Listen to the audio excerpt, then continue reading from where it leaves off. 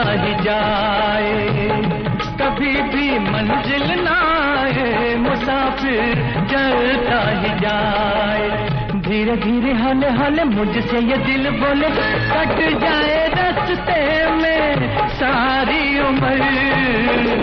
आहा आहा आए सुहाना सफर, आहा आहा आए सुहाना सफर।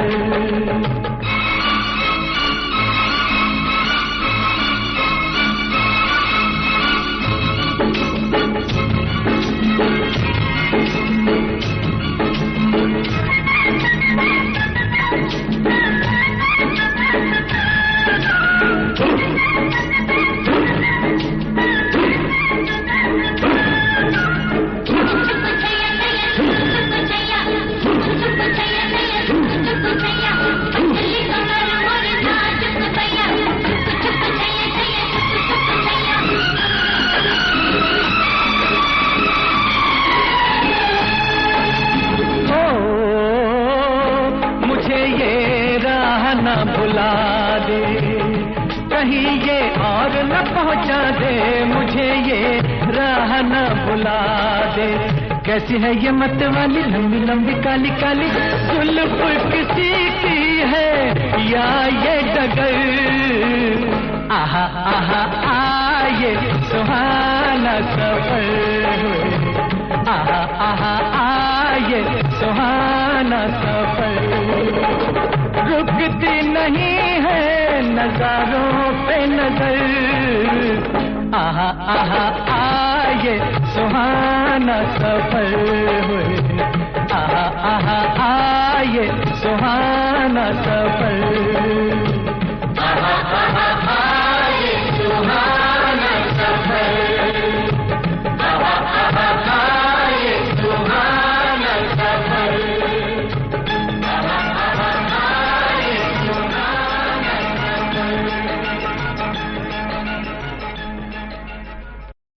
जी हाँ, बिल्कुल सुहाना सफर ही रहने वाला है। और सूरज के साथ साथ प्रोग्राम का नाम है ऑल इंडिया रेडियो की उर्दू सर्विस से ये प्रोग्राम आप हमारा सुन रहे हैं। 8:30 हो गए अंजर जी।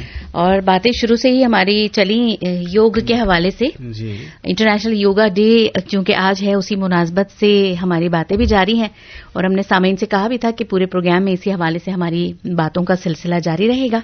और ये पूरे प्रोग्राम आखिर प्रोग्राम तक हम योग पर किसी न किसी अंदाज में बातें जारी रखेंगे, बातें करते रहेंगे। और एक मेहमान भी है हमारे साथ आज के प्रोग्राम में जी। ये हैं doctor Indu Sharma, assistant professor हैं योग एजुकेशन में Morarji Desai national institute of yoga में। जी, आपका खैर मकदम, वेलकम मैम। बहुत बहुत जी इंदु जी, आपका स्वागत है हमारे प्रोग्राम में आज के। और बड़ी खुशी की बात है कि आपने कुछ वक्त तो निकाला हमारे लिए, हमारे सुनने वालों के लिए, ताकि आप बता सकें हमें योग की इम्पोर्टेंस के बारे में। खासकर जो आज की लाइफ है, बहुत भागदौड़ वाली लाइफ है और ऐसी भागदौड़ में यकीनन हर कोई परेशान है, कुछ सेहत की तरफ से परेशानियां हैं, पूरा दिन ऑफिस में गुजारते गुजारते बदन थक जाता है, दर्द आने लगते हैं तरह तरह के। इन तमाम चीजों के ऊपर हमारी आपसे बातें होंगी, लेकिन अभी हम भी आपको थोड़ा सा मौका देंगे कि आप थोड़ा स्टेबल हो जाएं, थोड़ा आराम से बैठें आप अभी। उसके बाद बस 5 मिनट में हमारी बातों का सिलसिला आपसे योग के हवाले से शुरू होगा। अंजर, तब तक हम कुछ मैसेजेस ले लेते हैं। कुछ मैसेजेस को हम शामिल कर लें। हमारे पास ये मैसेज है जवाहर नगर दुर्ग से, आरसी कामडे, करुणा और विपुल कामडे हैं। और सनावत से है मोहम्मद सादिक, बेगम सलमा और उनकी नवासी हैं जिक्रा और उनके अहबाब हमें सुन रहे हैं जी। मास्टर आरजी फड साहब का मैसेज आया है, उनके साथ हैं अनुसिया लुकलुक विद्यानगर पार्ली वैजनाथ से जी। और यवतमाल से हैं राहुल मनावर, सरला मनावर और विशाल और चेतन हैं।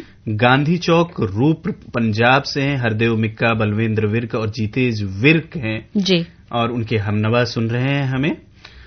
और आगे चलें तो ये पैगाम हमारे पास आया है जमशेदपुर से हरजीन सिंह भाटिया, अंजल भाटिया और नवनीत भाटिया का।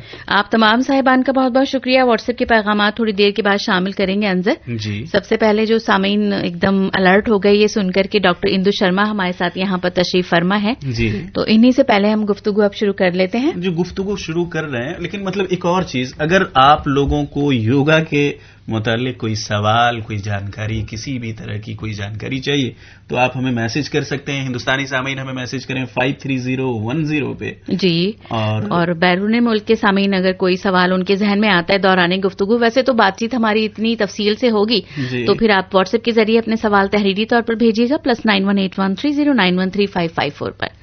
तो डॉक्टर साहिबा जैसा कि हमने कहा कि आज की लाइफ में कितना ज्यादा इम्पॉर्टेंट हो जाता है, अहम हो जाता है कि हर बंदा योग करे, तो सबसे पहले तो ये बताइए कि योग हर उम्र के लोग कर सकते हैं, बचपन से ही शुरू किया जा सकता है या एक खास पर्टिकुलर उम्र के आने के बाद, जैसे दवाओं की या सप्लीमेंट्स की बात होती है तो कहते हैं कि भाई 40 में जब आप आ गए तब आप ये जरूर सप्लीमेंट्स दे सकते हैं। वो क्या योग में भी ऐसा ही है या बचपन से ही बच्चों में भी आदत डाली जा सकती है?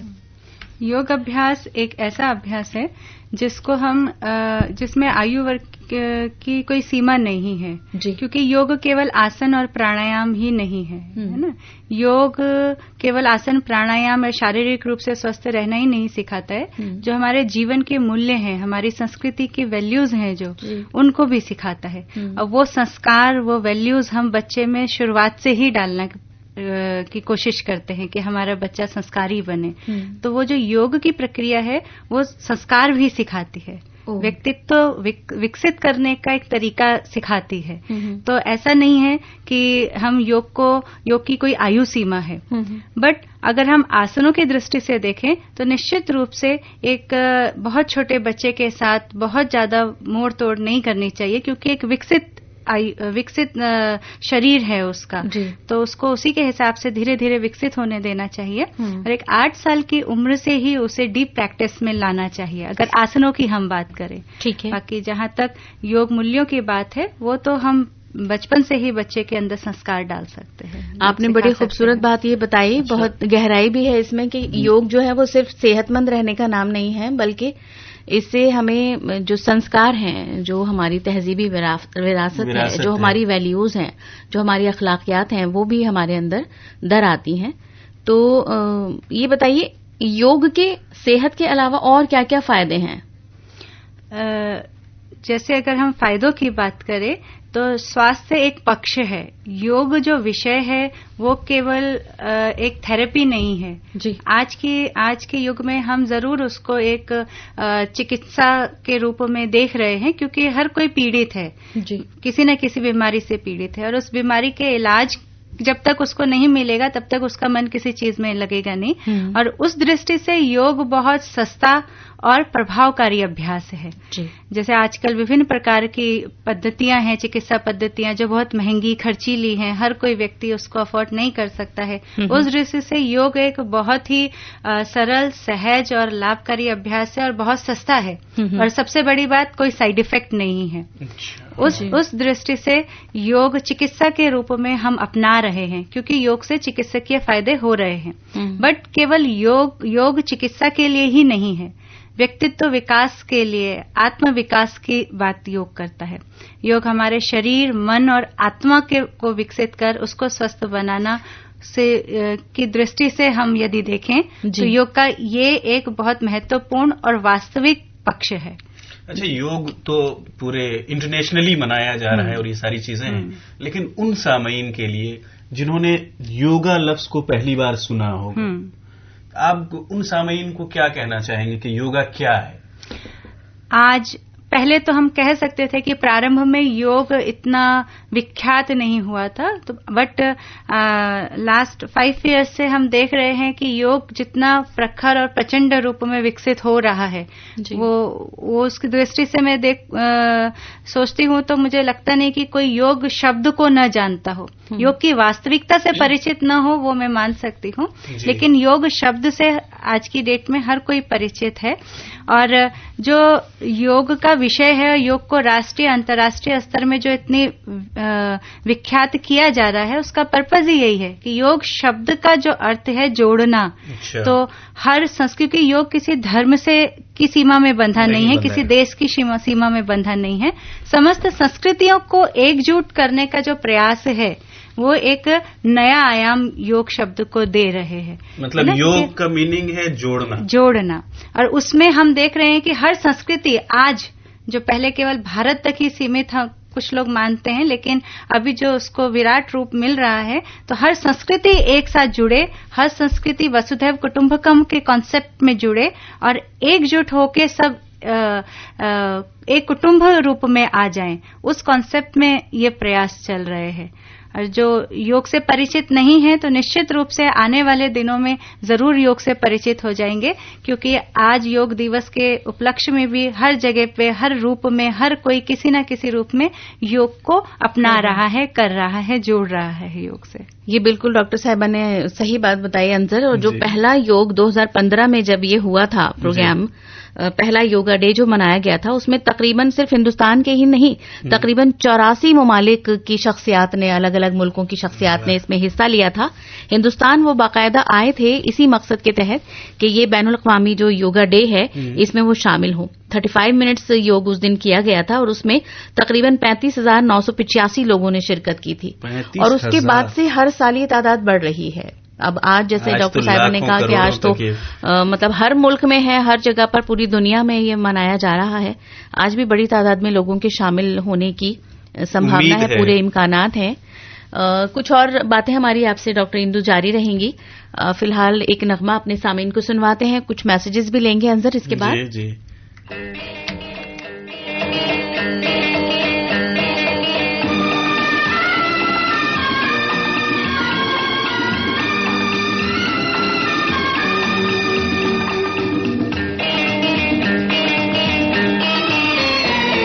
हमारे सिवा तुम्हारे और कितने दीवाने हैं, हमारे, हाँ तुम्हारे और कितने ठिकाने हैं। पसंद किसी को नहीं मैं जानती, अच्छा, और किसी को नहीं पहचानती। अरे छोड़ो छोड़ो ये तो बहाने हैं, हमारे सिवा हाँ तुम्हारे और कितने दीवाने हैं।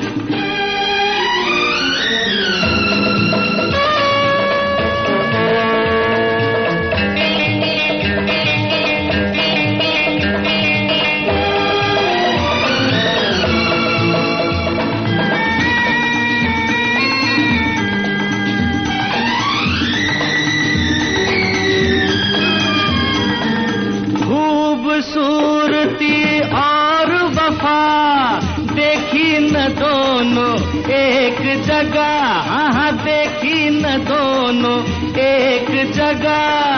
होते हैं मर्द बड़े शक्ति, बात है ये बिल्कुल पक्की। भोली सी आती हो नजर, हो चंचल चालाक मगर, औरत का दिल जाने नहीं, आप हमें पहचाने नहीं। छोड़ो छोड़ो हम भी सयाने हैं, हमारे सिवा तुम्हारे और कितने दीवाने हैं।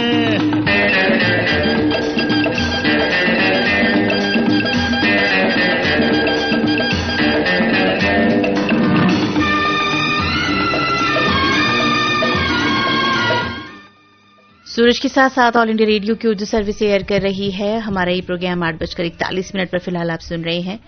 कुछ सवाल आने शुरू हुए हैं वैसे अंजर, हम भी डॉक्टर इंदु से बात करेंगे। कुछ और सवाल हमारे जहन में भी हैं, लेकिन पहले जो लिसनर का सवाल है वो ले लेते हैं। जी यकीनन। आप ये शमी मोहम्मद अश्क साहब का सवाल है। जी क्या कह रहे हैं शमी मोहम्मद अश्क साहब? ये कहते हैं कि ये 15 साल से डायबिटिक हैं डॉक्टर इंदु, और पूछना चाहते हैं कि इससे छुटकारा पाने के लिए बताएं कि क्या योग कर सकते हैं, कौन से आसन ये कर सकते हैं। एक सवाल तो ये 60 साल लगभग इनकी उम्र है, एज इनकी 60 इयर्स की है। जी जो मधुमेह रोग है, तो पहले तो मैं ये बोलना चाहूंगी कि जो भी हम यहाँ से आपको अभ्यास बता रहे हैं, एक योग शिक्षक के निर्देशन में ही आप करें, क्योंकि सुन के देख के कई बार हम उसकी बारीकियों को और सही तरीके को नहीं समझ पाते हैं जी।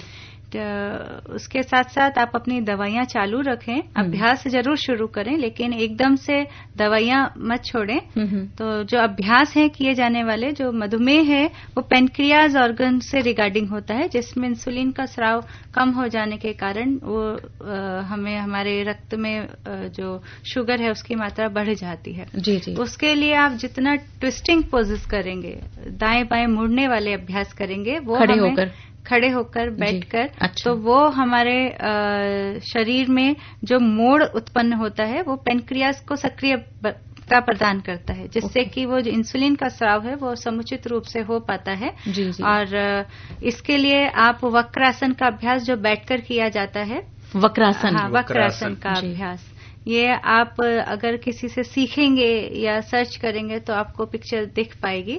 इसमें शरीर मुड़ जाता है आगे से पीछे की तरफ, कमर में जिस तरह हम कपड़े को निचोड़ते हैं जी जी। तो उस तरह से एक मोड़ पेट की तरफ उत्पन्न होता है।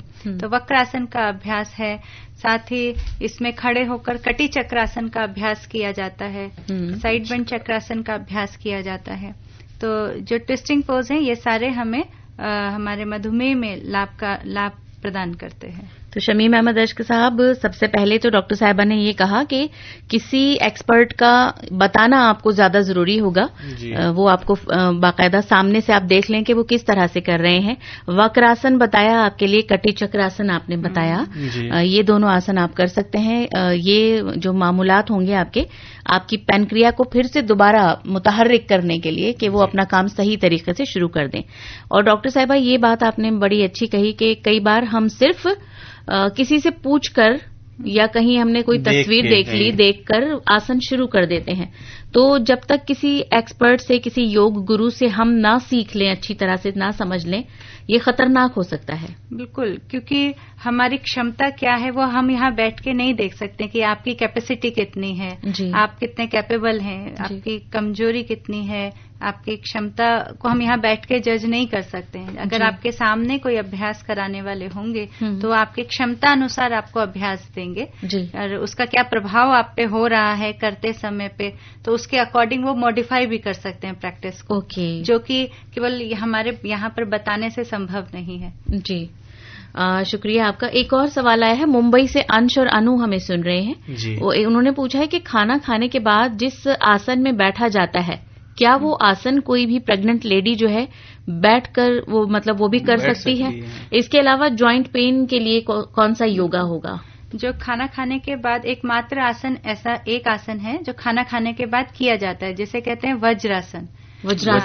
इस आसन से हमारी पाचन शक्ति में सक्रियता आती है, पाचन शक्ति अच्छी होती है और निश्चित रूप से गर्भावस्था में भी इस आसन को किया जा सकता है। और साथ में जो जॉइंट्स पेन की बात कर रहे हैं, तो जॉइंट्स पेन के लिए जितने सूक्ष्म व्यायाम है, वो सूक्ष्म व्यायाम जो होते हैं, तो हमारे पैर की उंगलियों से लेकर पूरे कंधे तक हाथों के एक एक जोड़ को हम सक्रियता प्रदान करते हैं जी। साथ ही पैर के अंगूठे से लेकर कमर तक के पूरे भाग के जोड़ों को हम गतिशीलता प्रदान करते हैं, ताकि वहां पे उनकी जो लचीलापन है वो बना रहे, उसमें कड़कपन न आए। साथ ही हमारे शरीर के समस्त जोड़ों का एक एक अलग अलग व्यायाम होता है, सूक्ष्म व्यायाम इसे कहा जाता है जी। तो जोड़ों के दर्द के लिए सूक्ष्म व्यायाम बहुत ही लाभकारी है, लेकिन इन सब व्यायाम के साथ साथ आहार पे भी ध्यान रखना बहुत जरूरी है जी। आपका खान पान कैसा है, ज्यादा प्रोटीन डाइट न लें और अपनी आयु सीमा के अकॉर्डिंग आप आहार लें, सुपाच्य भोजन लें, तो उसकी क्वांटिटी कितनी है, क्वालिटी कैसी है, इन सब चीजों पे ध्यान रखें जी। तो ये निश्चित रूप से हमारे पेन को भी कम करेगा और प्लस यौगिक अभ्यास में हमारे जो जोड़ हैं उनमें लचीलापन आएगा। मतलब हमें हर चीज का ख्याल रखना पड़ेगा। अभ्यास के साथ साथ आहार भी जरूरी है, मतलब उसके लिए फूड एक्सपर्ट की जरूरत। सात्विक भोजन भी लेंगे तो भी होगा कि आप जंक फूड न खाएं ऑयली फूड ना खाएं, फैटी फूड ना खाएं, जो मैदा और पिज्जा वगैरह जो आजकल फेमस हैं चीजें प्रचलन में हैं, तो ऐसी चीजें अवॉइड करें। सैलेड लें, फल फ्रूट्स लें, सादा भोजन लें। क्वांटिटी की जब हम बात करते हैं तो आधा पेट, जितनी आपको भूख है उसका आधा खाएं, 1/4 वायु के लिए रखें और 1/4 पानी के लिए रखें। अच्छा, मतलब सुपाच्य भोजन लें। सुपाच्य भोजन लें मतलब ऐसा खाएं जो बआसानी पच जाए। हाँ, बिल्कुल। और कुछ पैगामात को शामिल करें। जी बिल्कुल, ये दो मल जी का आया है एक पैगाम। एक तो पाकिस्तान डिंगान बोरगड़ी से कहते हैं, डॉक्टर इंदू साहिबा का इन्होंने शुक्रिया अदा किया है कि ये बहुत उम्दा बातें योग के हवाले से बता रही हैं। जी बहुत बहुत शुक्रिया इंदू जी। और हम कुछ पैगामात को शामिल करें। ये हमारे पास गुजरात से पैगाम आया है, लिखते हैं कि योगा ये रोज करते हैं। और ये हमारे पास मैसेज आया है, पता नहीं क्या इन्होंने नाम लिखा है। अच्छा, बुलंदशहर यूपी से है दिनेश गुप्ता काले और पिंटू राजा और लाल भाई अंसारी का ये पैगाम आया है।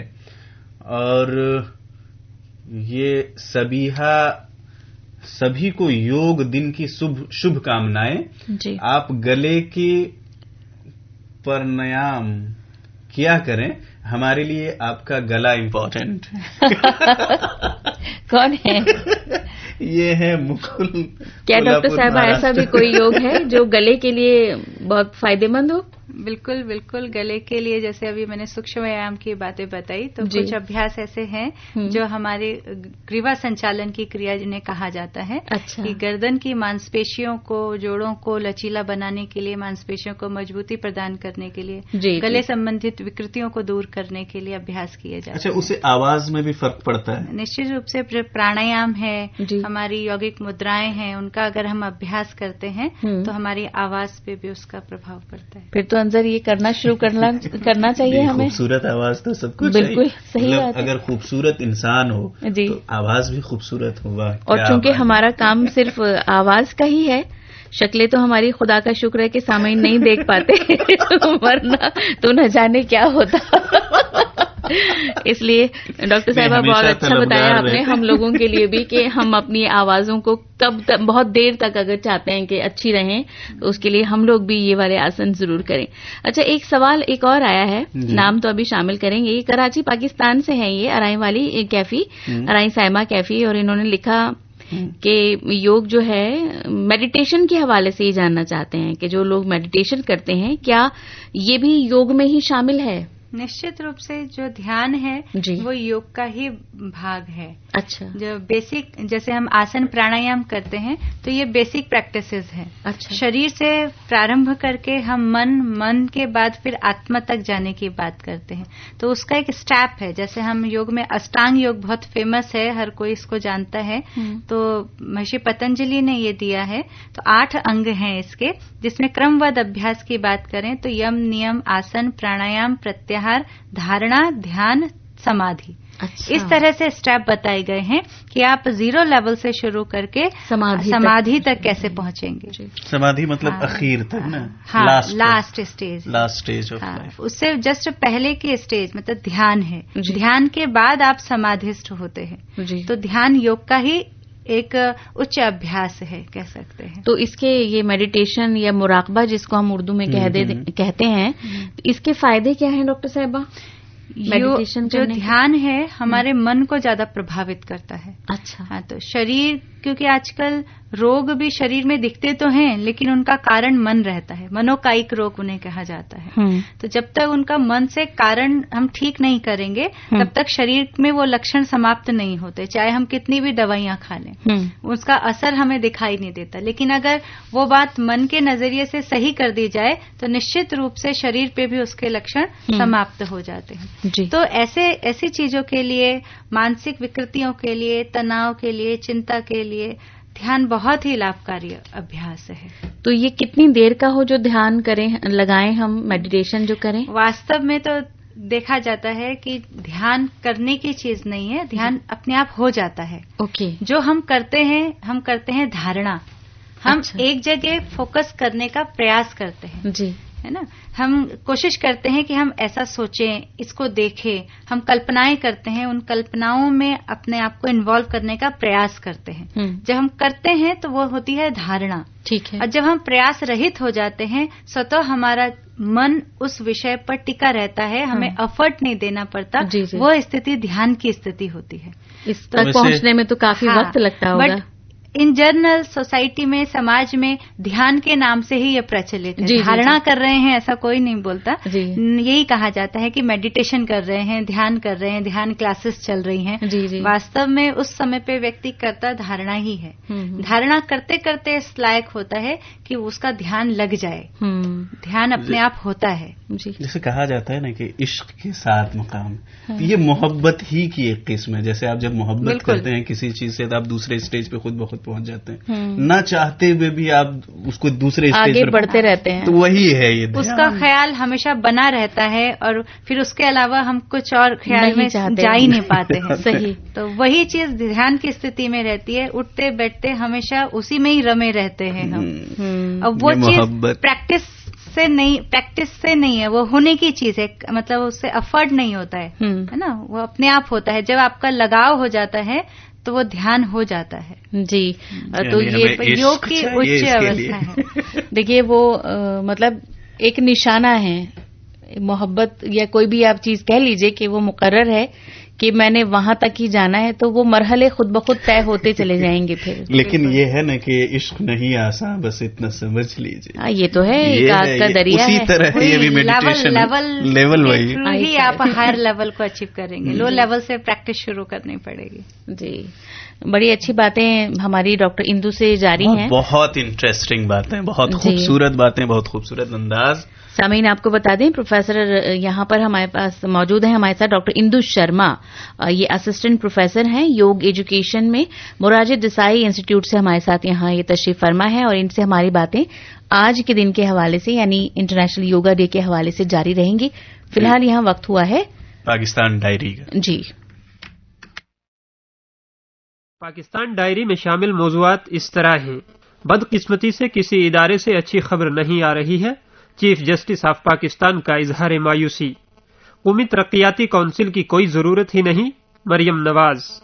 इमरान खान का तर्ज हुक्मरानी मुल्क को हादसे से कर सकता है दो चार, लियाकत बलोच।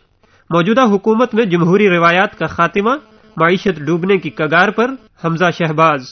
रमा माली साल के 11 माह में बराह रास्त गैर मुल्की सरमायाकारी में नुमाया कमी, SBP। माईशत की ज़बूहाली जारी रहने पर मुल्क खाना जंगी का हो सकता है शिकार, आसिफ जरदारी।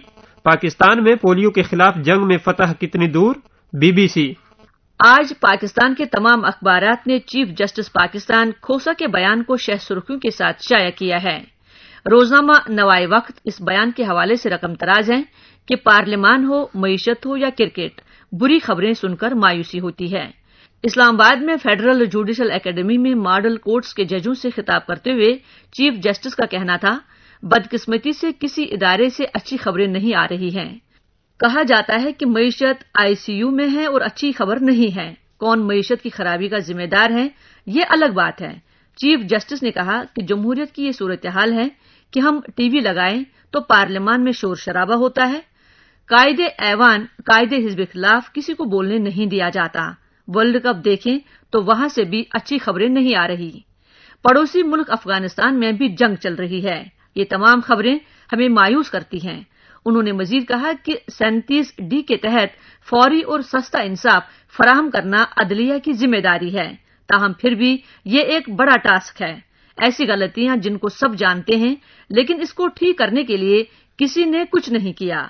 फौजदारी मुकदमात में फैसले न होने के बायस मुल्जिमान कई साल जेलों में पड़े रहते हैं और जेलों में मौजूद अफराद के बच्चों और अहल खाना का कोई जुर्म नहीं होता।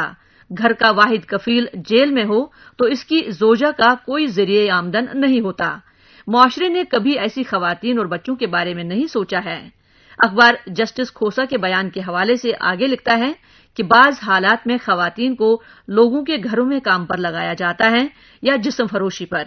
घरों में काम के दौरान ऐसी खवातीन पर तशद्दुद भी होता है। ऐसे माहौल में बड़े होने वाले बच्चे जराइम पेशा बनते हैं। पाकिस्तान में हालिया कौमी तरक्याती कौंसिल की तश्कील के हवाले से रोजनामा एक्सप्रेस न्यूज ने मुस्लिम लीग नवाज की नायब सदर मरियम नवाज का बयान शाया किया है, जिसमें उन्होंने कहा कि हुकूमत हर महाज पर नाकाम हो चुकी है और इक्तसादी राबता कौंसिल और कौमी सलामती कौंसिल जैसे इदारों की मौजूदगी में कौमी तरक्याती कौंसिल की कोई जरूरत नहीं थी। उन्होंने मजीद कहा कि इमरान खान दूसरों को हिदायत पर चलते हैं। अखबार उनके बयान के हवाले से आगे लिखता है कि बिलावल से इन हाउस सेनेट चेयरमैन की तब्दीली और एहतजाजी तहरीक के हवाले से बात हुई है, ताहम इन तमाम मामलात और आइंदा हिकमत अमली को ईपीसी में जेर बहस लाया जाएगा। अगर हिज़्ब इख्तिलाफ अवाम की आवाज नहीं बनेंगे तो वो भी अवाम के गैर व गजब का निशाना बन जाएंगे। मौजूदा हुक्मरान इतने नाअहल हैं कि सब कुछ प्लेट में रख कर देने के बावजूद उनसे हुकूमत नहीं चल रही है और जो भी बजट के हक में वोट देगा वो अवाम का मुजरिम होगा। अखबार लिखता है कि इन ख्यालात का इजहार उन्होंने पैरागून हाउसिंग स्कैंडल में गिरफ्तार ख्वाजा बिरादरान के अहले खाना से मुलाकात के बाद ज़राए अबलाग से गुफ्तगू करते हुए किया। मरियम नवाज ने कहा कि उनका और बिलावल का मुश्तरका नुक्ता नजर ये है कि नाअहल वजीर आजम की हुकूमत की वजह से आवाम मुश्किलात का शिकार है और बजट में आवाम पर जो जुल्म किया गया है उसके खिलाफ मज़ाहमत होनी चाहिए। आवाम मुश्किलात का शिकार है, इसलिए पार्टी को उनकी आवाज बनने से कोई नहीं रोक सकता। नेज ये कि एहतजाज की क्या नोयत होगी इसका फैसला एसीपी में होगा। अखबार के मुताबिक उन्होंने ये भी कहा कि जलसों और वर्कर्स कन्वेंशन का शेड्यूल तैयार कर लिया गया है और इसको हतमी शक्ल दी जा रही है। बजट के हवाले से रोजनामा नवाए वक्त ने हिज़्ब इख्तिलाफ के रहनुमा शहबाज शरीफ का बयान भी शाया किया है। उन्होंने बजट को मजदूर, किसान, अवाम और गरीब दुश्मन करार देकर मुस्तरद कर दिया और कहा कि इसको वापस न लिया गया तो हुकूमत चलने नहीं दी जाएगी। शहबाज शरीफ ने मुतालबा किया कि गैस, बिजली की कीमत 31 मई 2018 ईस्वी की सतह पर लाई जाए। वो पीटीआई के साथ मिसाक मईशत चाहते हैं। अब भी देर नहीं हुई है, वो मुल्क के लिए हुकूमत के साथ चलने को तैयार है। ये बजट आईएमएफ की मुशावरत से नहीं बना बल्कि आईएमएफ ने ही बनाया है। बुध के रोज हिज़्ब इख्तिलाफ के रहनुमा लीडर शहबाज शरीफ ने कौमी असम्बली में बजट पर बहस का आगाज करते हुए कहा कि जिस वजीर आजम के कौल व फेल में इतना तजाद हो उस पर कौम क्या दुनिया भी एतमाद नहीं करेगी, लिहाजा हम इस आवाम दुश्मन बजट को मुकम्मल तौर पर और फिलफौर मुस्तरद करते हैं क्योंकि बजट में 70% बिला वास्ता टैक्स है। शहबाज शरीफ ने कहा कि बजट जुल्म की तलवार है जो मजदूर की गर्दन काटने के लिए आया है। रोजनामा एक्सप्रेस न्यूज मुस्लिम लीग नवाज के रहनुमा परवेज रशीद के हवाले से रकम तराज है कि हुकूमत हॉर्स ट्रेडिंग के जरिए बजट मंजूर करना चाह रही है। हुकूमत ने वो मुतालबे भी मानना शुरू कर दिए हैं जो कल तक नहीं मानती थी। हुकूमत अपनी हामी छोटी जमातों के मुतालबात पूरे कर रही है। नायब अमीर जमात इस्लामी पाकिस्तान और साबिक पार्लिमानी लीडर लियाकत बलोच ने कहा है कि इमरान खान किसी अनजाने खौफ में मुब्तला है। हुकूमत मुआशी और माशरती बहरानों पर काबू पाने में नाकाम हो चुकी है। इमरान खान का जारहाना उसलूब मुल्क को किसी हादसे का शिकार कर देगा। महंगाई, बेरोजगारी और लाकानूनियत से अवाम निजात चाहते हैं। जमात इस्लामी मुल्क भर में पुरअमन अवामी मार्च जारी रखेगी और 23 जून को फैसलाबाद में जबरदस्त अवामी मार्च होगा। रोजनामा जसारत ने मंसूरा मरकजी तरबियतगाह से इनके खिताब और उलमा के वफ्द से इनकी गुफ्तगू के हवाले से तहरीर किया है कि इमरान खान का तर्ज हुक्मरानी मुल्क को किसी हादसे से दोचार कर सकता है। इमरान खान की जेर क़यादत पीटीआई हुकूमत की नाकामी और अवाम मुखालिफ पॉलिसियों से मुताल्लिक खबर देते हुए रोजनामा नवाए वक्त हमजा शहबाज के हवाले से लिखता है कि इस हुकूमत में जमहूरी रवैये खत्म हो रहे हैं। इमरान खान का नाम लिए बगैर उन्होंने कहा कि इंसान जब खुद को बड़ा समझने लगे तो फिर जमहूरी रवैये खत्म हो जाते हैं। मईशत सिसकियां ले रही और डूब रही है, लोग बेरोजगार हो रहे हैं। हुकूमत होश के नाखुन ले, वो वक्त दूर नहीं जब कौम उनका मुहासिबा करेगी। हुकूमत गिरफ्तारियों में लगी हुई है और सुबह शाम झूठ बोल रही है। हुकूमत की नासमझी ने ऐसी सूरत हाल पैदा कर दी कि सरमायाकारी 52% कम हो गई है। 5,000 अरब रुपए का कर्जा लिया जा चुका है। 2,000 अरब रुपए डिवैल्यूएशन पर खर्च किया जा चुका है। 37% रुपए की कदर कम हुई। शरह आमदन 3% और महंगाई 9% तक चली गई। हमजा शहबाज ने मजीद कहा कि मुस्लिम लीग नून के मुकाबले में हुकूमत ने इंतजामी खर्च में 730 अरब रुपए का इजाफी खर्चा किया है। दूसरी जानिब वजीर आजम जब खिताब करते हैं स्टॉक मार्केट 200% गिरावट में चली जाती है। IMF से कोई मुआहिदा नहीं हुआ। सबसे बड़ी बात यह कि पाकिस्तान ग्रे लिस्ट में है। रोजनामा डॉन ने मुल्क की मुआशी सूरत हाल और माली बहरान पर तबसरा करते हुए स्टेट बैंक ऑफ पाकिस्तान के हवाले से खबर दी है कि रवा माली साल के पहले 11 माह के दौरान बराह रास्त गैर मुल्की सरमायाकारी FDI में तेजी से 49% तक कमी देखी गई, जो गैर यकीनी मैक्रो इकोनॉमिक सूरत हाल की अक्कासी करती है। मरकजी बैंक के जारी करदा आदादोशुमार के मुताबिक रवा माली साल में जुलाई से मई के दौरान कुल FDI 1 अरब 60 करोड़ 60 लाख डॉलर हो गई थी, जो गुज़िश्ता साल के इसी अरसे के दौरान 3 अरब 16 करोड़ 10 लाख डॉलर थी। रवा माली साल के दौरान वसी करंट अकाउंट खसारे को कंट्रोल करने के लिए हुकूमत के सख्त इकदामात मुआशी अदम इस्तेहकाम की वजह रहे और इसने बैरूनी सरमायाकारों को मुल्क से दूर रखा। इसी तरह मई में बराह रास्त गैर मुल्की सरमायाकारी में कमी हुई और ये गुज़िश्ता साल के इसी अरसे के दौरान 31 करोड़ 20 लाख डॉलर के मुकाबले में 23 करोड़ डॉलर रही। अखबार आगे रकम तराज है कि हुकूमत और SBP दोनों दावा करते हैं कि मईशत सुस्त है, लेकिन यकीनी तौर पर मुश्किल सूरत हाल से निकल जाएंगे। ताहम गिरते FDI के आदादोशुमार इनके दावे की हिमायत करते नजर नहीं आते। नीज यह कि मुल्कों की सतह पर चीन से कम होती बराह रास्त सरमायाकारी इस हुकूमत के लिए अहम मसला बन गई है, जो पाक चीन इक्तिसादी राहदारी के तहत मुल्क में सरमायाकारी के लिए शुमाली पड़ोसियों पर तेजी से इन्हिसार कर रही है।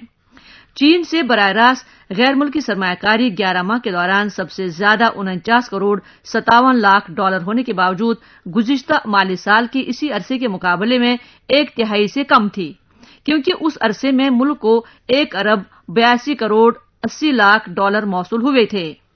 ताहम जायजे की मुद्दत के दौरान तमाम बड़े ममालिक से बैरूनी सरमायाकारी में कमी देखने में आई। बरतानिया से सरमायाकारी के बहाव में कमी हुई और यह गुज़िश्ता साल के 28 करोड़ 20 लाख डॉलर के मुकाबले में 17 करोड़ 10 लाख डॉलर पर आ गया। अखबार स्टेट बैंक ऑफ पाकिस्तान के आदादोशुमार के हवाले से आगे लिखता है कि बराह रास्त गैर मुल्की सरमायाकारी में कमी हुकूमत के लिए एक ऐसे मुश्किल वक्त में सामने आई जब इसे गैर मुल्की ज़र मुबादले की शदीद कमी का सामना है और वो डॉलर जमा करने के लिए बैनुल अक़वामी मालियाती इदारों समेत दोस्त ममालिक से राबिते की कोशिशें कर रहा है। इलावा अजी अमरीका से सरमायाकारी का बहाव 11 माह के दौरान तकरीबन आधा 8 करोड़ 40 लाख डॉलर हो गया, जो गुज़िश्ता साल के इसी अरसे में 14 करोड़ 70 लाख डॉलर था।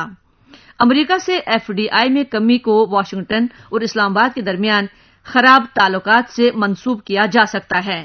नैब के हाथों गिरफ्तारी के बाद साबिक सदर आसिफ अली जरदारी पहली बार असेंबली में पेश हुए, जहां उन्होंने हुकूमत को खबरदार किया कि अगर मईशत इसी तरह इन्हितात पजीर रही तो मुल्क खाना जंगी का शिकार हो जाएगा। इस बयान के हवाले से रोजनामा एक्सप्रेस ट्रिब्यून ने खबर दी है कि मुल्क की मौजूदा माशी सूरत हाल और जबरदस्त महसूलात पर मबनी बजट का हवाला देते हुए जरदारी ने कहा कि मौजूदा हुकूमत को और उन लोगों को जो PTI को इख्तदार में लाए अंदरूनी दिगर हालात पर तवज्जो मरकूज करना चाहिए।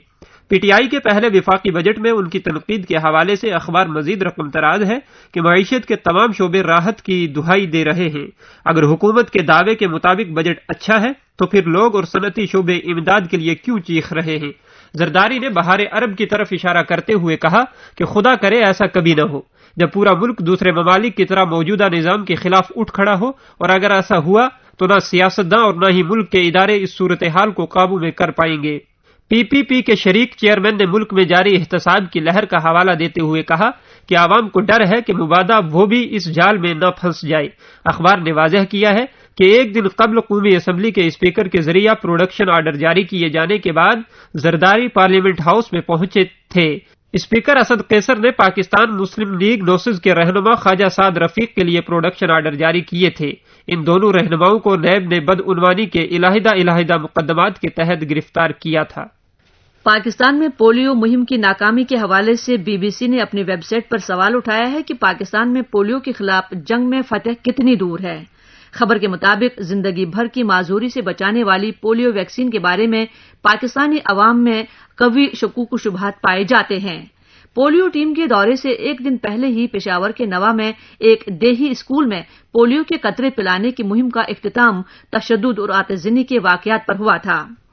माशोखेल गांव के मकामी स्कूल के हेडमास्टर ने इससे कबल स्कूल में पोलियो वैक्सीन पिलाए जाने की इजाजत नहीं दी थी। इस मर्तबा वो हुकूमती दबाव के आगे झुक गए और वैक्सीन पिलाई जाने लगी, मगर थोड़ी देर बाद ही उन्होंने वालिदैन को फोन करके उन्हें बताया कि उनके बच्चे उल्टियां कर रहे हैं और बेहोश हो रहे हैं। माशोखेल स्कूल के दर्जनों बच्चों को अस्पताल ले जाया गया। किसी भी बच्चे में कोई अलामत नहीं पाई गई और उन्हें डिस्चार्ज कर दिया गया, मगर उस वक्त तक बहुत देर हो चुकी थी और सोशल मीडिया के जरिए अवाम में इश्तियाल फैल चुका था। मुश्तइल वालिदैन एक मकामी मरकज सेहत के बाहर जमा हुए, उसकी बैरूनी दीवार हथौड़ों और डंडों से तोड़कर गिरा दी। मरकजी दरवाजे गिरा दिए गए और मरकज को जला देने के लिए अंदर दाखिल हो गए। ये सब कुछ मकामी चैनल पर बराह रास्त दिखाया जा रहा था, जिसकी वजह से पेशावर में भी तशवीश फैलने लगी थी। हुकूमत के मुताबिक मजमूई तौर पर शहर के मुख्तलिफ स्कूलों से तकरीबन 30,000 बच्चों को अस्पताल लाया गया। एक प्रेस कॉन्फ्रेंस में सूबाई वजीर सेहत ने बताया कि अवाम में अफरा तफरी मकामी मस्जिदों के लाउड स्पीकर ऐलानात की वजह से भी फैली, जिनमें अवाम से कहा गया कि वो कतरे पीने वाले अपने बच्चों को फौरी तौर पर अस्पताल लेकर जाएं। वजीर के मुताबिक तमाम बच्चे सेहतमंद पाए गए थे, मगर इस वाकये के नतीजे में पहले से ही लड़खड़ाती हुई पोलियो मुहिम मजीद मुश्किलात का शिकार हो गई। इस माह का वैक्सीनेशन राउंड, जो कि अप्रैल में 3 दिन तक मुनक्किद हुआ था, 3 अफराद की अमवात पर मुंतज हुआ, जिसमें एक पोलियो वर्कर और पोलियो टीम की हिफाजत पर मामूर 2 पुलिस एहलकार शामिल थे। सेहत आमा की मुशीर डॉक्टर उज़मा की टीम में शामिल एक खातून कहती है कि लोग हमें सड़कों पर हिरासा कर रहे थे। गांव के दुकानदारों ने हमें वहां से चले जाने के लिए कहा। एक ने तो यहां तक कहा कि तुम लोग हमारे बच्चों को जहर देने के लिए आए हो। कतरे पिलाए जाने से इनकार जितना ज्यादा होगा, पोलियो टीमों के लिए खतरा भी उतना ही ज्यादा होगा। उज़मा कहती है कि मैं जब भी दरवाजा बजाती हूं तो मुझे कभी भी यकीन नहीं होता कि मुझे किस तरह का रद्दअमल मिलेगा। इन वाकयात के बाद हुकूमत ने हालात बेहतर होने तक इंसदादे पोलियो की कौमी मुहिम हालात बेहतर होने तक मुअत्तल कर दी, मगर हेल्थ वर्कर ये वाज़ह तौर पर समझते हैं कि कतरे पिलाए जाना भी अहम है। पोलियो बच्चों को मुतासिर करने वाली ऐसी खतरनाक बीमारी है जो 200 में से एक केस में आसाबी निजाम पर हमलावर होती है और जिस्मानी तौर पर मफलूज कर देती है। अगर ये फेफड़ों को मफलूज कर दे तो चंद ही घंटों में मौत वाक़ई हो सकती है। इस बीमारी का कोई इलाज नहीं है। तो सामीन, आप सुन रहे थे Pakistan diary. All India radio की उर्दू सर्विस की नशरियात जारी हैं। 9:10 हो गए हैं लगभग। जी, 9:25 हुए हैं। बिल्कुल 10 मिनट होने वाले हैं। सूरज के साथ साथ प्रोग्राम हमारा चल रहा है और यहाँ हमारे साथ मौजूद हैं एक एक्सपर्ट हैं डॉक्टर इंदु शर्मा। अंजर, इनसे हमारी बातें जारी रहेंगी। पहले एक नगमा सुनवा लिया जाए। जी, नगमा सुनवा लें। वाकई बहुत देर हो गया, सामीन भी इंतजार कर रहे होंगे।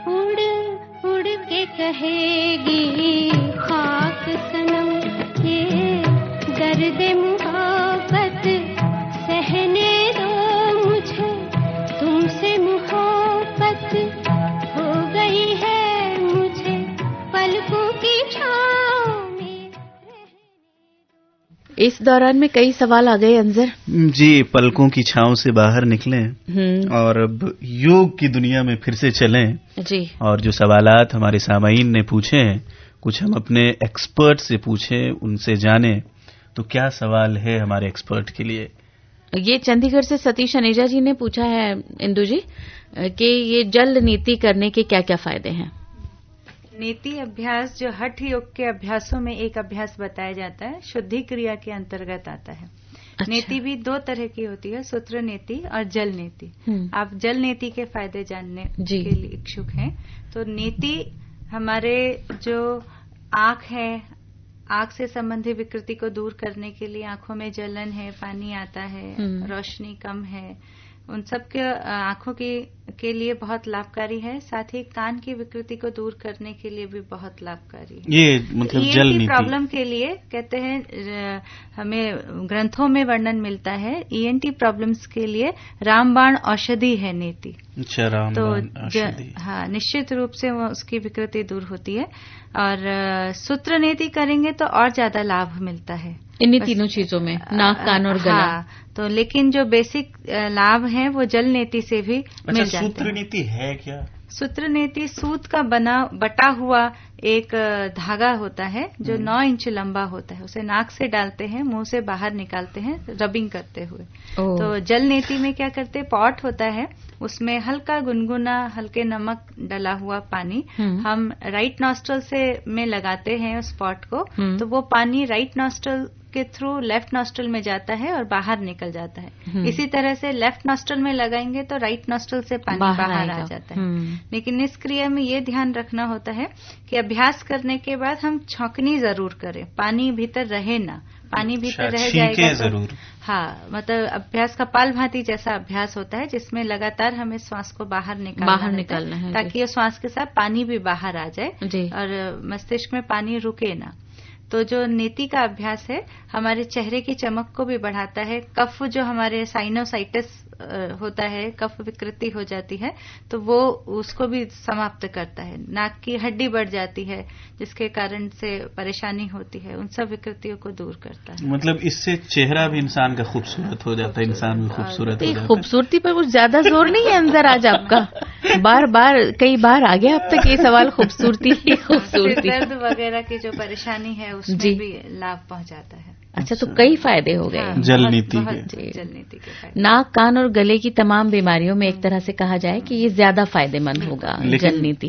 एक ये है सूत विकृति, क्या है? सूत्र नीति। सूत्र नीति सेम, उसके भी वही लाभ है। मतलब उसमें एक सूत को दाएं नाक से डालना है, बाएं में निकालना है। नाक से डाल के मुंह से गले से निकलेगा, मुंह से मतलब गले से होता हुआ। और उसको हम रब करेंगे। एक हाथ से नाक का जो सिरा है वो पकड़ा रहेगा, दूसरे से मुंह से जो बाहर निकलेगा वो पकड़ा रहेगा, उसको हम रब करेंगे, घिसेंगे उससे ना। तो इस तरह से वो कफ विकृति को, मांस बढ़ जाना, हड्डी बढ़ जाना, ऐसी विकृति को दूर करता है। तो किसी योग गुरु से ही ये सीखना होगा? ये मैं पहले भी बताया, सारे अभ्यास हैं कि वो सुन के, देख के, पढ़ के बिल्कुल ना करें। कहा जाता है कि देखा देखी कीन्हा योग, छिजी काया बाढ़े रोग। कि देखा देखी करके अगर कोई भी अभ्यास करते हैं वो लाभ की जगह नुकसान हो जाएगा जी। तो क्योंकि सावधानियां भी रखनी पड़ती हैं। कोई भी अभ्यास है तो आप अगर लाभ लेना चाहते हैं तो सावधानियों के साथ ही आप उसको करें। तो हम भी इसके लिए योग गुरु का निर्देशन जरूरी है। कोई प्रशिक्षक हो उनके संपर्क में जाएं, उनसे सीखें जी। तभी आपको समुचित लाभ मिलेगा। हर इलाके में मौजूद है वैसे तो इस तरह के इंस्टीट्यूट जहां पर योग कराया जाता है, तो आप वहां राब्ता कर सकते हैं, आपके इलाके में पता कीजिए। इसके अलावा डॉक्टर साहिबा एक और सवाल भी है हमारे पास। ये हमें मिला है मुकुल का, कोल्हापुर से। ये लिखते हैं कि ऐसा कौन सा आसन है जिसमें जिस्म के सभी हिस्सों की वर्जिश हो जाती है, सभी अंगों की वर्जिश हो जाती है? कोई एक ऐसा आसन बताइए। तो कोई एक आसन तो नहीं कहेंगे, आसनों की सीरीज कह सकते हैं। जैसे आप सूर्य नमस्कार करें, सूर्य नमस्कार 12 पोज इसमें एक व्यक्ति बनाता है, सीरीज होती है, एक के बाद दूसरा आसन, दूसरे के बाद तीसरा आसन, इस तरह से 10 आसनों का अभ्यास किया जाता है। और पूरा 12 स्टेप में हम इसको करते हैं तो एक चक्र माना जाता है।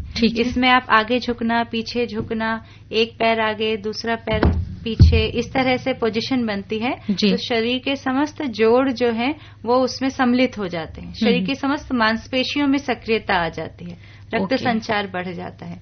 आप कोई आसन नहीं कर रहे हैं, आप श्वास के साथ, श्वास की नियमितता के साथ अगर आप सूर्य नमस्कार का अभ्यास कर रहे हैं तो वो भी एक उचित अभ्यास रहेगा। तो मुकुल, आपने सुन लिया होगा कि मुकम्मल एक आसन है ये सूर्य नमस्कार, जिसमें कई आसन डॉक्टर साहिबा ने बताया मिले हुए हैं, और अगर बाकायदा इसकी रोजाना प्रैक्टिस की जाती है तो जिस्म के तमाम हिस्सों को, तमाम हड्डियों, मांसपेशियों को फायदा पहुंचेगा इससे।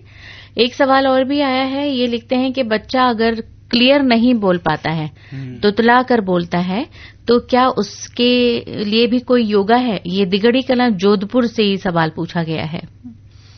इसके लिए आप ये कर सकते हैं कि एक सिंहासन होता है जिसमें शेर की तरह गर्जना करनी होती है। अच्छा। हाँ, तो आप एक वज्रासन की स्थिति में बैठते हैं। अभी अगर ये योग से परिचित होंगे तो अगर इस आसन से इसका पोज को जान पाए तो बहुत अच्छा है, अदरवाइज किसी के संपर्क में रह के योग गुरु के ये सीख सकते हैं।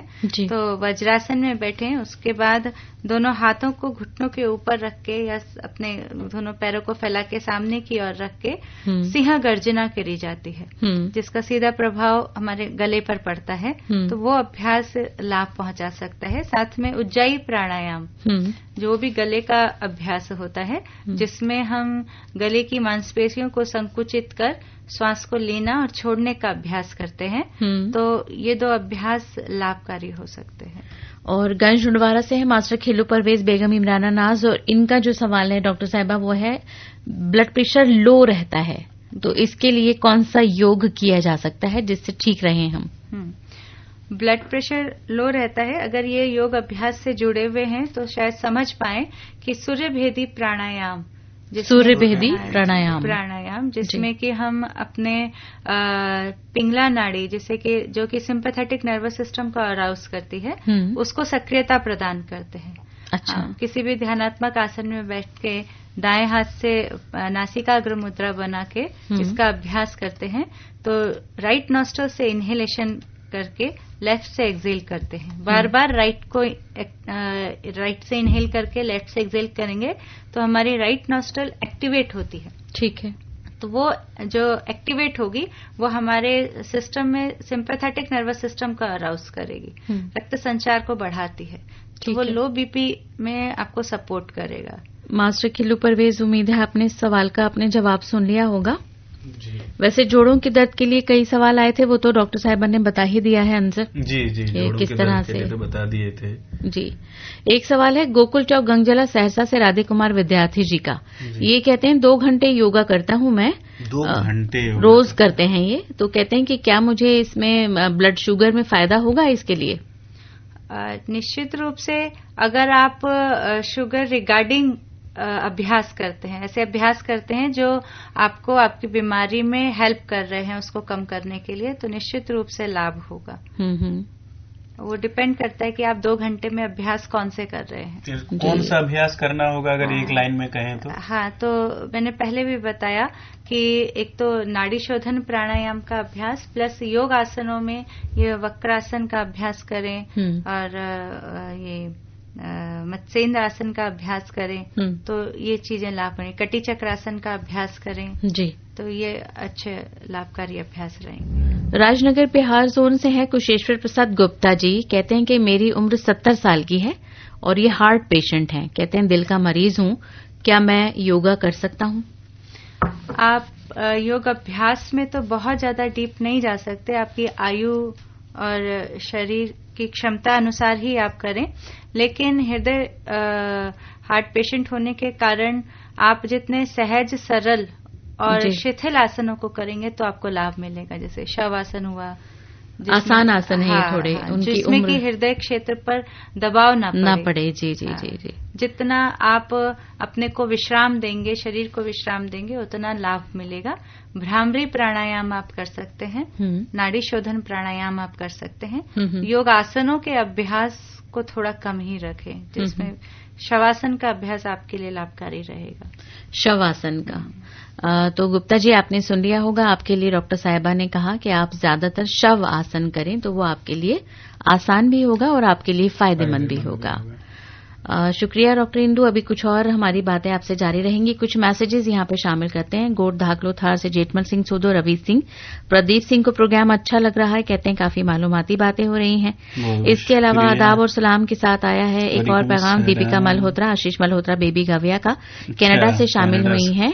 और ये हैं बेगना मोरी सिंध पाकिस्तान से हैं, मास्टर रब्दीनो समो, रशीद अहमद समो, शकील अहमद कुमार सानू, किशोर कुमार की आवाज में नगमा सुनना चाहते हैं। जाफर अब्दुल्ला साहब हैं मरीर सऊदाबाद कराची पाकिस्तान से, सलाम और आदाब लिखा है इन्होंने। और नगमे की फरमाइश थी जो हम सुनवा चुके हैं। सिकंदर बलोच का मैसेज है, साथ में इनके नजीबुल्ला नसीबुल्ला और साथी भी हैं पोस्टल कॉलोनी खुशदार बलोचिस्तान से हमें सुन रहे हैं, सलाम आदाब। इन्होंने कहा है प्रोग्राम अच्छा लग रहा है, योग के हवाले से जो बातें जारी हैं वो काफी पसंद आ रही हैं। ताज मोहम्मद सुमरो ठट्टा सिंध पाकिस्तान से, मोहम्मद सिद्दीक सुमरो और हाशिम सुमरो हैं। गांव का नाम था ताज मोहम्मद सुमरो जी, वहां से ये ठट्टा में है ये गांव, वहां से मोहम्मद सिद्दीक सुमरो, मोहम्मद हाशिम सुमरो का मैसेज था और कहते हैं कि आदाब सलाम। वालेकुम अस्सलाम आदाब। अगला जो मैसेज है दोनों मेजबानों को अस्सलाम वालेकुम के साथ आया है। शाहनवाज चांदियो, आरफा चांदियो हैं, खैरपुर नाथन शाह से शामिल हुए हैं।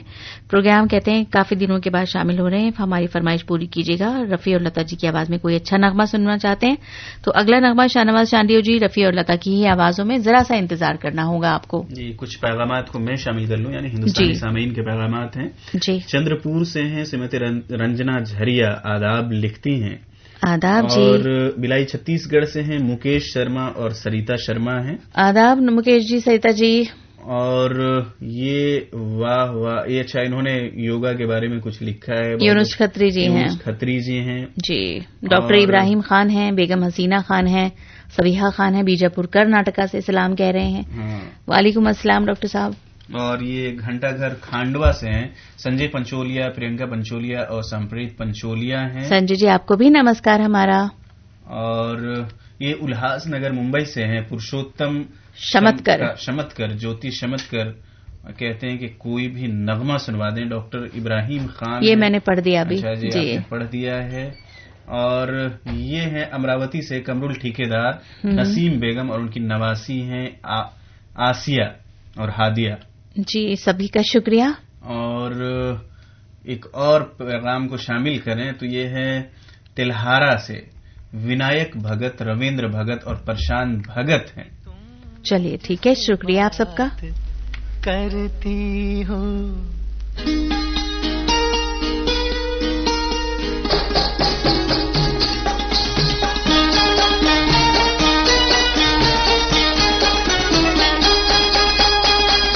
यूं ही तुम मुझसे बात करती हो, यूं ही तुम मुझसे बात करती हो, या कोई प्यार का इरादा है।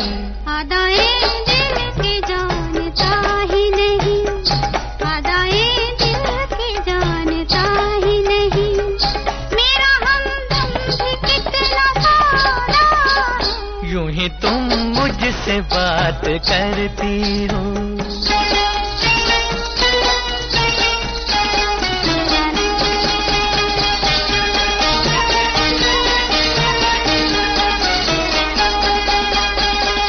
रोज आती हो तुम ख्यालों में, रोज आती हो तुम ख्यालों में, जिंदगी में भी मेरी आ जाओ, बीत जाए न ये सवालों में, इस जवानी पे कुछ तरस खाओ।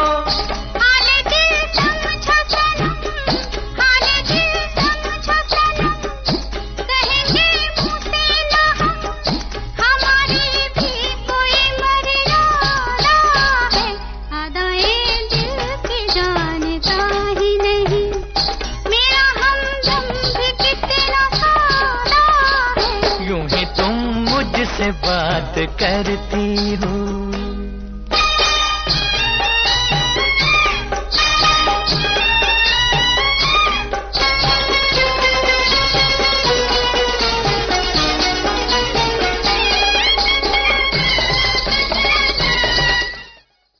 कुछ खत शामिल करते हैं। यहाँ पर कालीगांव से सुधाकर जाधव, जगुताई जाधव, विठल जाधव का खत है। दतरेंगी छत्तीसगढ़ से हैं भागवत वर्मा, मॉडल टाउन पानीपत से हैं संदीप गुगलानी, आशा गुगलानी, पूजा करनाल से, नरेंद्र तनेजा, देव और साथ में है कोमल, छाबड़ा राजस्थान से, आसिफ अली सिद्दीकी, वाहिद अली सिद्दीकी, शमीम बानो, जलालाबाद वेस्ट से, सुरेश गगनेजा, पूनम और रुचि हैं सनावत से हैं, किशोर कुमार सनवाले, रेखा सनवाले और हिमांशु, और मयूर पार्क औरंगाबाद से हैं सूर्यकांत मानेकर और साथ में मेघा। खेल तेरा ना हो एक खेल तेरा, ये करम मुझ पे कुछ ज्यादा है, यूं ही तुम मुझसे बात करती हो या कोई प्यार का इरादा है।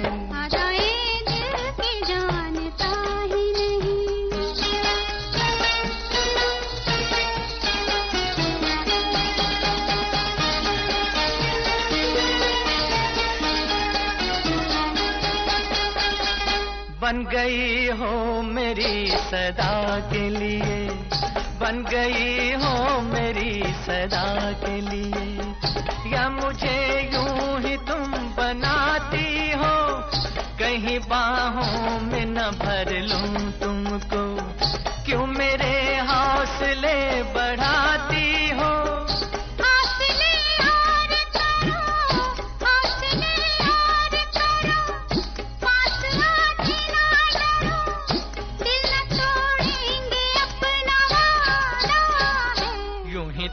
मुझसे बात करती हो या कोई प्यार का इरादा है। अदाएं दिल की जानता ही नहीं, मेरा हमदम भी कितना सादा है, यूं ही तुम मुझसे बात करती हो।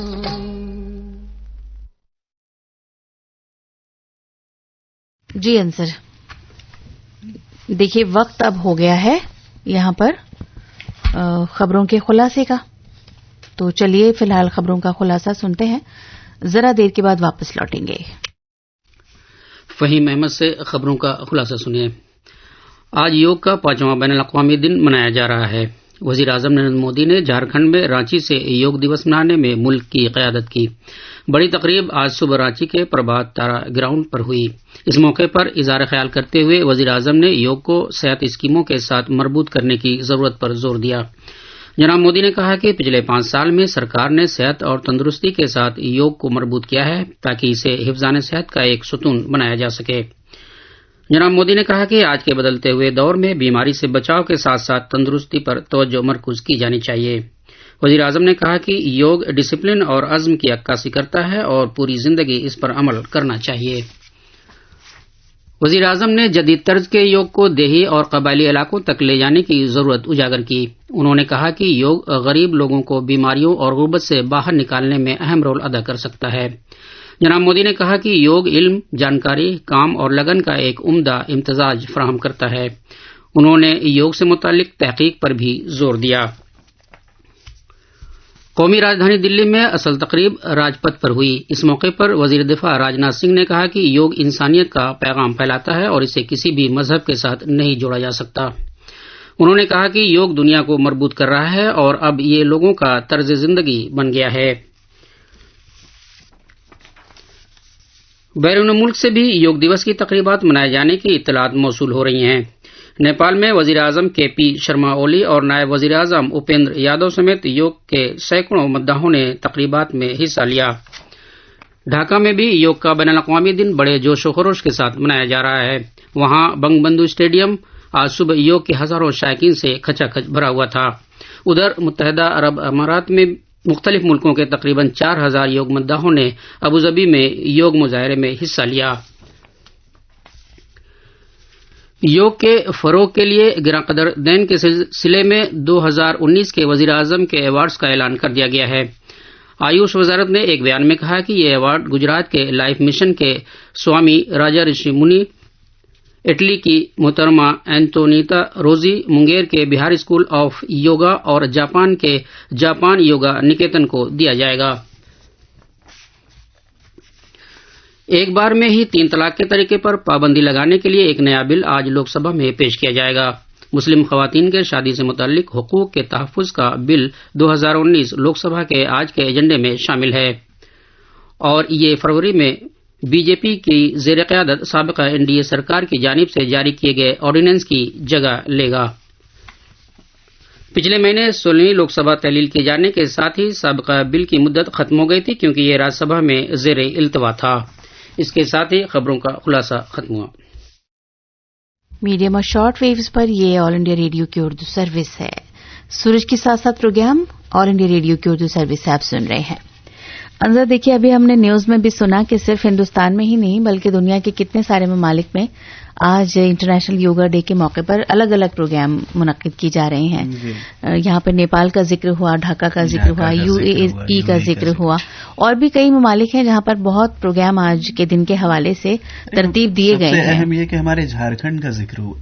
अच्छा आपकी रियासत का जिक्र हुआ। जी, का जिक्र हुआ और ये खुशी की बात है कि हिंदुस्तान के लगभग हर जगह योगा मनाया जा रहा है। हिंदुस्तान ही नहीं, आलमी सतह पर मनाया जा रहा है आज का ये दिन। और यकीनन ये जो इशारा है इस बात का कि आने वाले वक्त में यकीनन मजीद लोग और दुनिया के तमाम ममालिक भी इस धारे में शामिल होंगे, योग की अहमियत को समझेंगे। हमारे साथ आज के प्रोग्राम में डॉक्टर इंदु शर्मा मौजूद हैं, असिस्टेंट प्रोफेसर योग education, Morarji Desai national institute of yoga से आप हमारे साथ यहाँ तशरीफ फरमा है। बहुत सारे सवाल हमारे डॉक्टर साहिबा से जारी हैं। आप बताइए, हम एक नगमा सुनवाएं या कुछ सवाल ले लेते हैं? एक सवाल ले लेते हैं फिर जी जरूर जरूर। तो एक सवाल कोई आप चाहें? जी, हिंदुस्तान की जानिब से बहुत सारे सवाल हैं। इन्होंने पूछा है कि पेट की चर्बी कम करने के लिए कौन सा आसन किया जा सकता है। ये खंडवा से क्वेश्चन आया है। कुसुम और संजय मार्कंडे जी हमें सुन रहे हैं। पेट की चर्बी, मोटापा वाकई में परेशानी है। जी, काफी व्यक्ति इससे ग्रसित हैं। तो पेट की चर्बी के लिए पीठ के बल लेट के उत्तान पादासन का एक अभ्यास किया जाता है। उत्तान, दोनों पीठ के बल लेट जाते हैं, दोनों हाथों को बटक्स के बगल में रखते हैं, हथेली जमीन की ओर, और दोनों पैरों को अगर क्षमता है तो एक साथ उठाएं ऊपर 30 डिग्री मतलब पीछे की तरफ से मोड़ते हुए के बल लेट के पैरों को सीधा रखेंगे। ठीक है। अगर आप क्षमतावान हैं तो दोनों पैरों को एक साथ ऊपर उठा सकते हैं 30 डिग्री एंगल में। ओके। अगर उतनी कैपेसिटी नहीं बन पा रही है तो एक पैर को उठाएं और फिर उसे नीचे रखें, फिर दूसरे पैर को उठाएं। एक एक पैर से करने का प्रयास करें। तो उत्तान पादासन इसे कहा जाता है। उत्तान पादासन, तो पैरों को ऊपर उठाना, उत्तान पादासन। तो ये इसका सीधा प्रभाव हमारे पेट पर पड़ेगा। आसान भी है काफी। जी, एक आसान तो है पर करने में इसमें एफर्ट लगता है। हाँ, थोड़ा पेट दुखता भी है शुरू में, खिंचाव होता है। जी, क्षमता अनुसार ही करें। हाँ, भाई चर्बी है, आसानी से नहीं वो घुलने वाली। अंजर समझिए आप बात को।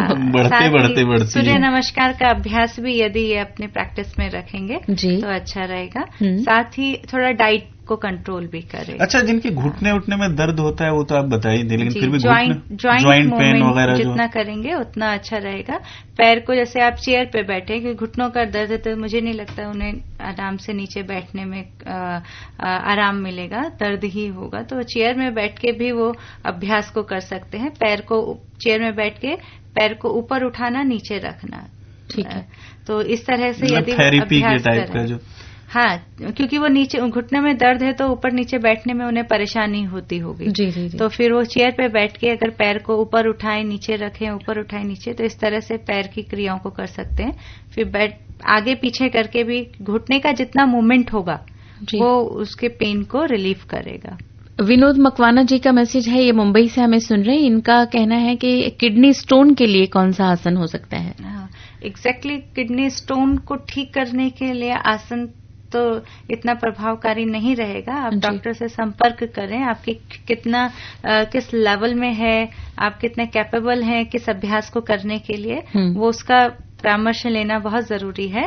लेकिन फिर भी आप अगर करना चाहते हैं तो प्राणायाम का अभ्यास करें तो आपको थोड़ा लाभ मिलेगा। मुकेश शर्मा जी छत्तीसगढ़ से हमें सुन रहे हैं और इनका सवाल है कि बाईं तरफ से हर दम आधे सर में दर्द रहता है, ऐसे में क्या योग किया जा सकता है? मेरे को लगता है कि माइग्रेन से की बात ये कर रहे हैं, आधे सिर का दर्द रहता है। इसके लिए जो नेति का अभ्यास हमने पहले भी अभी जिक्र किया, वो भी बहुत लाभकारी अभ्यास है। सिर दर्द की बात मैंने उसमें भी करी थी, कैसे भी तरह का सिर दर्द हो वो उसमें लाभ पहुंचाएगा। साथ ही मत्स्य आसन, क्योंकि रक्त का संचार हमारे सिर की तरफ होगा तो उसमें लाभ पहुंचेगा। मत्स्य आसन होता है कि आप पीठ के बल लेटते हैं और अपने तालू वाले भाग को जमीन पे लगाते हैं अपने हाथों की सहायता से, तो ये अभ्यास भी उसमें लाभ पहुंचाएगा। साथ ही प्राणायाम के अंतर्गत नाड़ी शोधन प्राणायाम करेंगे तो इन्हें लाभ मिलेगा। अच्छा, कुंभार उस्मान जी का पैगाम था आंखों की तकलीफ से मुतालिक, तो वो तो आप बता ही चुकी हैं कि जल नीति में उसमें फायदा होगा। आंखों की तकलीफ में आंख के जलन है, पानी आता है, जी है ना, तो जल नीति से लाभ मिलेगा। तो कुंभार उस्मान भाई, आप किसी योग एक्सपर्ट से पूछिए कि ये जल नीति वो किस तरह से करवाएंगे, क्योंकि आप खुद से नहीं कर सकते हैं। एक सवाल और लेते हैं, फिर एक नगमा सुनवाएंगे। शमीम अहमद अश्क साहब पूछ रहे हैं कि किसी की ओपन हार्ट सर्जरी अगर हो चुकी है तो क्या वो योग कर सकता है? आप प्राणायाम करें और शवासन का अभ्यास करें। अच्छा, है ना, नाड़ी शोधन प्राणायाम, भ्रामरी प्राणायाम करें तो वो आपको लाभ मिलेगा उससे। बहुत शुक्रिया। चलिए, एक नगमे का वक्त हुआ है। बिल्कुल, एक नगमा सुनते हैं।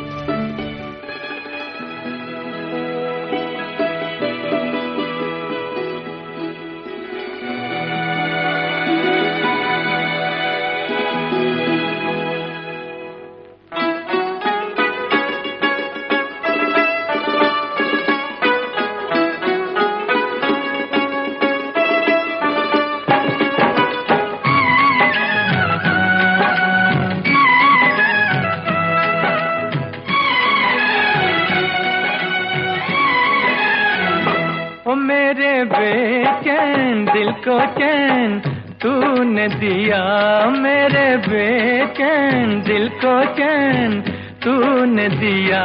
शुक्रिया शुक्रिया ओ शुक्रिया शुक्रिया, ओ तेरा एहसान है जो प्यार तूने किया, तेरा एहसान है जो प्यार तूने किया।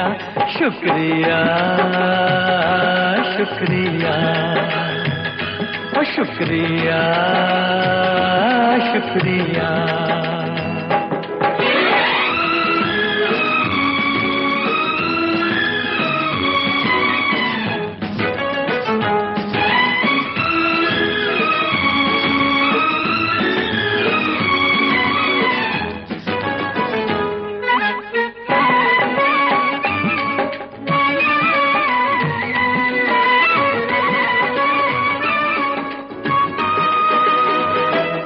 कभी ख्वाबों में मैंने आके तेरी नींद चुराई, रातों में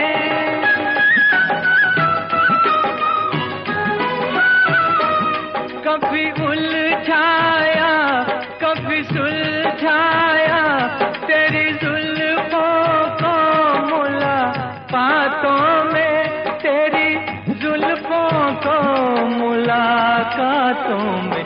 हो मेरी गुस्ताखियों को तूने माफ किया, मेरी गुस्ताखियों को तूने माफ किया। शुक्रिया शुक्रिया ओ शुक्रिया शुक्रिया।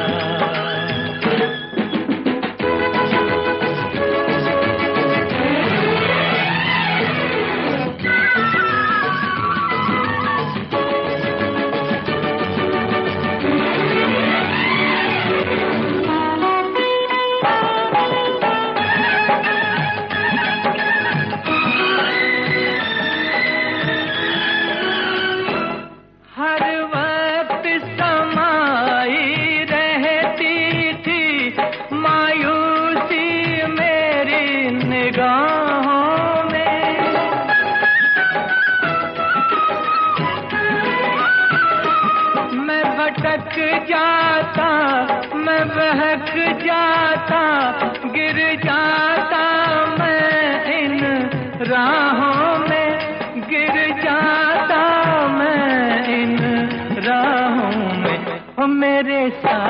ही मुझे तूने थाम लिया, मेरे साथ ही मुझे तूने थाम लिया। शुक्रिया शुक्रिया ओ शुक्रिया शुक्रिया।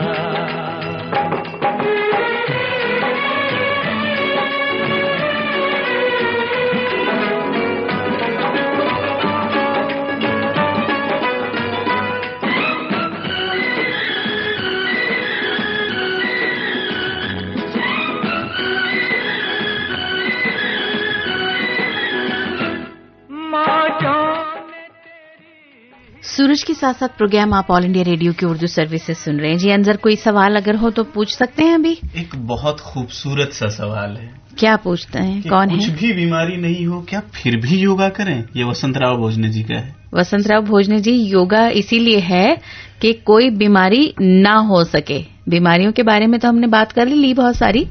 अब अगर स्वस्थ रहना है, सेहतमंद रहना है तो प्रैक्टिस बना लीजिए कि योग करना है।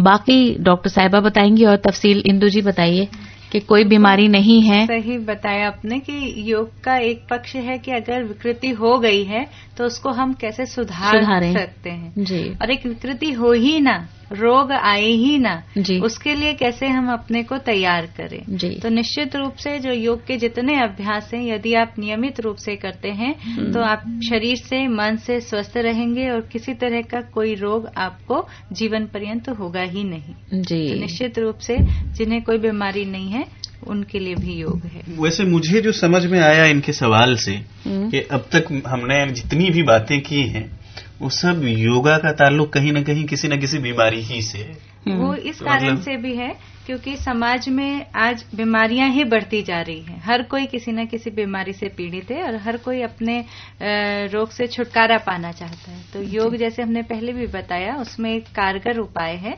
इसीलिए हर कोई योग के माध्यम से सरल, सहज और बिना किसी साइड इफेक्ट के जो अभ्यास है उसको अपनाना चाह रहा है। इसीलिए हर कोई अपने को राहत पहुंचाने के लिए योग से जुड़ रहा है। एक और सवाल है बड़ा इंटरेस्टिंग सा अंजर जी। इन्होंने लिखा है कि मोटापा कम करने के लिए कोई योग है? शबनम की सास ये सवाल पूछ रही है खंडवा से। तो शबनम की सास से पहले तो मैं ये कहूंगी कि वो बहू को मोहब्बत करना जरा कम करें। ये जो बहुत ज्यादा बहुत मसालेदार और तली हुई मुरगन ग़िज़ाएं जो आप खिला रही हैं बहू साहिबा को, एक तो वो कम कर दीजिए। आप थोड़ा प्यार में कमी लाइए इस मामले में खाने पीने की, ताकि वो मोटापा उनका कंट्रोल रहे। मोटी है या बहू? बहू अच्छा, सास से ज्यादा मोटी हो गई? बिल्कुल, बहू जो है वो मतलब सास साहिबा ने बहुत प्यार दिया। सास को क्या मतलब खिलाती पिलाती नहीं? सास को मोटा होना चाहिए था, उसकी जगह बहू मोटी हो गई। बहू आई नई नई घर में तो लाड प्यार होना तो फितरी बात थी। और बाकी इंदु जी बताएंगी कि मोटापा कैसे कम किया जाए। इंदु जी, वो भी मतलब बहू ये मतलब आमतौर पर खवातीन का, खासतौर पर जो हमारी हाउस वाइफ्स हैं उनके साथ मसला बहुत हो जाता है कि ज्यादा कामकाज में रहती हैं, एक्सरसाइज वगैरह कुछ नहीं हो पाती है, योग पर भी ध्यान नहीं दिया जाता है, कुछ टहलना वहलना भी नहीं होता कि कुछ सैर करें, मॉर्निंग वॉक में निकलें। तो ऐसे में वो घर पर रह के किस तरह से अपने वजन को कंट्रोल रखें? अगर किसी तरह की कोई विकृति नहीं है, जैसे ब्लड प्रेशर का हाई हो जाना या शुगर वगैरह, तो जो है आप कपालभाति और भस्त्रिका प्राणायाम, कपालभाति षटकर्म के अंतर्गत आती है, भस्त्रिका प्राणायाम के अंतर्गत आता है। इसका अभ्यास करके आप अपने अंदर जो फैट स्टोर हो गया है उसको रिड्यूस कर सकते हैं। साथ ही जो गत्यात्मक अभ्यास है, जैसे सूर्य नमस्कार का अभ्यास, तो वो आप करें, और चक्की चालन, कुछ सूक्ष्म व्यायाम है, इनका अभ्यास करें। और मोटापा घटाने के लिए पहले भी जैसे मैंने बताया, उत्तान पादासन, पेट के बल लेट के शलभ आसन, तो ये सारे अभ्यास लाभ पहुंचाएंगे। और खाने पीने पे भी कंट्रोल रखना वो तो सबसे पहले है कि आप अपने खाने पे ध्यान रखें और सात्विक भोजन लें और जितनी भूख है उसका आधा खाएं और आधे पेट में भी 1/4 पानी के लिए 1/4 वायु के लिए रखें। शुक्रिया। अभी आपने बताया था जल नीति के हवाले से कई सवाल भी आए और आपने बताया भी, लेकिन एक सवाल आया है, 8 साल का है बच्चा, मुंबई से अंश और अनु पूछ रहे हैं और वो स्पेक्टिकल्स लगे हुए हैं उनके, तो ऐसे में क्या वो भी जल नीति करवाई जाएगी बच्चे को? हाँ, बिल्कुल, जल नीति और त्राटक का अभ्यास वो कर सकते हैं। अच्छा, तो अंश अनु आपने सुन लिया होगा, किसी योग एक्सपर्ट से आप बात कर लीजिए तो बच्चे को चश्मा डेफिनेटली उतर जाएगा, ये लगातार अगर प्रैक्टिस बनी रहती है तो जल नीति करने की। जी अंजय, कोई सवाल, कुछ पैगामात ले लेते हैं? कुछ पैगामात को ले लेते हैं, वरना लोग कहेंगे कि पता नहीं जी क्या हो गया। हो सकता है इसमें भी कोई सवाल हो बीच में कहीं आप जब पढ़ेंगे तो। जी, इसमें हो ही सकता है, यकीनन हो सकता है। एक मुझे मिल गया है, अस्थमा के लिए पूछा है सवाल डॉक्टर साहिबा। कहते हैं कि सांस की बीमारी यानी अस्थमा, ऐसी बीमारी में योगा से हम कैसे इस्तेफादा कर सकते हैं? कोई, ये सलमान है कराची पाकिस्तान से, इनका सवाल है। अस्थमा ऐसी विकृति है जिसमें श्वास को छोड़ने में पेशेंट को दिक्कत होती है, एक तरफा सांस चलने लगती है जी। तो इसके लिए हमारे जो फेफड़ों की क्षमता है उसको बढ़ाना बहुत जरूरी हो जाता है जी। तो फेफड़ों की क्षमता को बढ़ाने के लिए प्राणायाम का अभ्यास जितना ज्यादा करेंगे लाभप्रद रहेगा। तो प्राणायाम में सूर्यभेदी प्राणायाम को करें और नाड़ी शोधन प्राणायाम का अभ्यास करें। साथ ही जल नीति का अभ्यास जो कफ विकृति को दूर करता है, वमन का अभ्यास, पानी पी के वॉमिट करते हैं खाली पेट, हल्के गुनगुने पानी में नमक डाल के, तो ये कफ को बाहर निकालता है।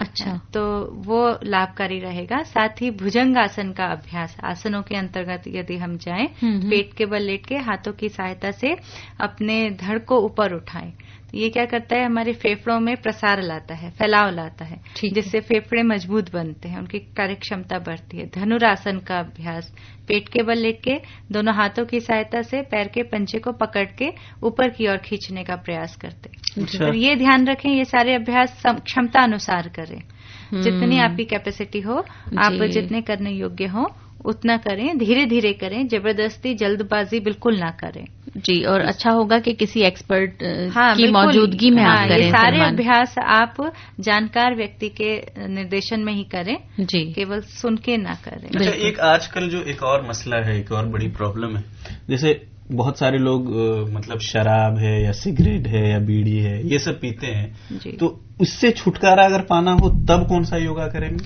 मतलब ये सारी चीजें आपकी मनोबल से जुड़ी हुई होती है, संकल्प शक्ति से जुड़ी हुई होती है। आदमी कहीं ना कहीं चीजों अपने आप में कमजोर पड़ता जाता है, तो इन चीजों का सहारा लेता है अपने आप को रिलैक्स करने के लिए। तो यदि वो योग अभ्यास से जुड़ता है तो धीरे धीरे ये योग अभ्यास उसके अंदर आत्मविश्वास को जगाता है, मनोबल को बढ़ाता है। और ये इसी के साथ साथ जब वो फिर कोई संकल्प लेता है तो निश्चित रूप से अपने क्रियाकलापों में बदलाव ला सकता है। तो ये ऐसा नहीं है कि पर्टिकुलर आसन से ये सब हो जाएगा। योग का समुचित अभ्यास समग्र रूप से उसके मनोबल को बढ़ाएगा, जिससे उसकी आदतों में, व्यवहार में परिवर्तन आएगा। अच्छा। यानी योगा के जरिए सबसे पहले हमें अपनी कुव्वत इरादी को मजबूत करना होगा, और जब कुव्वत इरादी मजबूत हो जाएगी तो इन चीजों को कुछ भी छोड़ सकते हैं, इन बुरी आदतों से छुटकारा मिल जाएगा, सारी आदतें खत्म हो जाएंगी, बुरी आदतें। और कुछ और पैगामात ले लीजिए जी, मतलब एक नगमे की बारी एक है। पहले कुछ मैसेजेस ले लेते हैं। हाँ, कुछ मैसेजेस को ले लें। तो हमारे पास ये मैसेज है गुजरात से। अच्छा, इन्होंने क्या लिखा है वो तो पढ़ा ही नहीं जाता है। विनोद मखवाना जी हैं, दीसर मुंबई से हैं, इनका मैसेज आया था। इसके अलावा छोटे अंसारी जी का मैसेज है, योगा करो सेहत बनाओ, लिख रहे हैं। और सुखविंदर सिंह जौरा सिटी देवाना कहते हैं, योगा पर उम्दा पेशकश रही आज के प्रोग्राम की। पंखा रोड से इन्होंने पैगाम भेजा है। पुराना तालाब डुमराव से वलीउल्लाह अंसारी जी का मैसेज मिल गया है। और ये है रोहिदास चौक बंदरपुर सिटी से सुनीता शिंदे, ऋषि शिंदे और साथ में है प्रशांत सिंदे। तो मुझे लगता है अंजर अब हमारी काफी लंबी गुफ्तगू हो गई है डॉक्टर इंदु से जी, तो इनसे तो इजाजत ली जाए, इनका शुक्रिया अदा करते हुए। जी, आपका बहुत बहुत वाकई मतलब आज बहुत मालूमाती बातें हमें पता चली, हमें बहुत सारी चीजें हमने योगा के बारे में जाना जी, और बहुत सारे वो आसन जिनका शायद मैंने कभी नाम नहीं सुना था। जी बिल्कुल, बहुत तफसील के साथ आपने बताया, तफसील के साथ वो सारी चीजें सुनी। हम हमेशा वो चीजें याद रखेंगे, आपको याद रखेंगे, आपकी बातों को याद रखेंगे। आपके आने के लिए बहुत बहुत शुक्रिया। हमारे सामईन को बहुत सारी चीजें पता चली तो उनके लिए हमारे लिसनर्स की तरफ से भी बहुत सारे मैसेजेस हैं जो वक्त की कमी के बायस हम शामिल नहीं कर पा रहे, जो आपको सुन रहे हैं और आपको पसंद उन्होंने किया है, उन्होंने भी आपका शुक्रिया अदा किया है कि आप तशरीफ लाई। तो मिलते हैं फिर कभी इंशाल्लाह योग के हवाले से या किसी और मौके पे। शुक्रिया।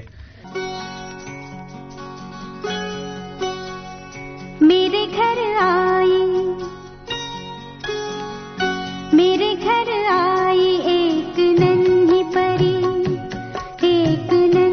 परी चांदनी के हसीन रथ पे सवार। मेरे घर आई, हो मेरे घर आई एक नन्ही परी।